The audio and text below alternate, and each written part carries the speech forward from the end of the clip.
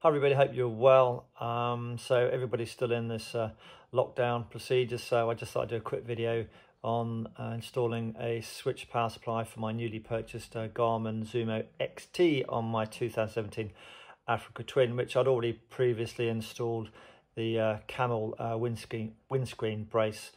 So I've already purchased the RAM bar mount you can see described below, and it also came in the kit with a Garmin branded short double arm with the Zumo. There we see the Zumo removed and showing the power cradle, and then when you're not using it, you can just pop in this weatherproof seal just to protect the pins from being corroded. And when the Garmin goes back on, then you can just clip the weather seal just onto the rest of the power cable, which I've neatly threaded into the nose part of the bike. I previously installed a Denali lighting setup, so click below if you want to have a look at that. With that harness came an accessory socket. You're going to have to take all those fairings off the front and just be nice and tidy. There are lots of nuts and bolts to take off, so keep them stored in little containers. So some of you may have fitted the OEM Honda sub harness, and you can see the wiring here is exactly the same as the Denali accessory wires, green and yellow and red.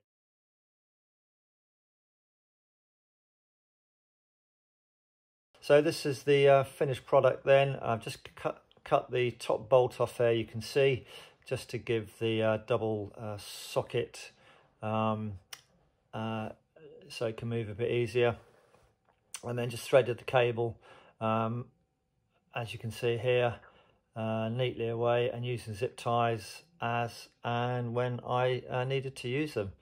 So the power lead itself is fairly long, and that's all going to be neatly installed in the nose. So there we go, look, just folded it up, zip tie, and then just tuck it behind one of the brackets there, and then we'll put another few zip ties on there to keep it installed correctly, as you can see here.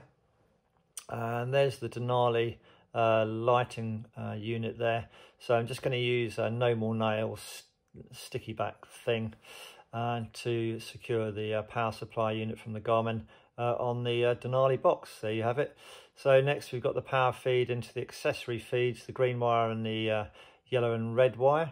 And now I've cut the leads down and put some heat wrap on the wire and finished off nice and neatly. And there you can see the final installation. Just tucked everything neatly behind, zip tied it as in where required, as you can clearly see. And that is the full install. Just trim the rest of the zip ties down, and then before you put all the fairings back on, just turn the ignition on, have a look, and just to make sure that everything is working properly. It's a lovely screen, really like it, and there's the power supply battery there saying it's being charged, so we know that's all working correctly.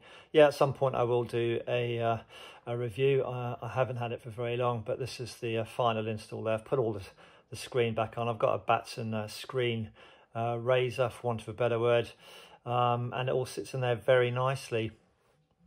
Looks very tidy. It's not too close, not too far away, and a little bit of shelter from behind the windscreen as well. Great little unit, very easy to operate, works with the gloves, and hope that's been of use to you, and thanks for watching.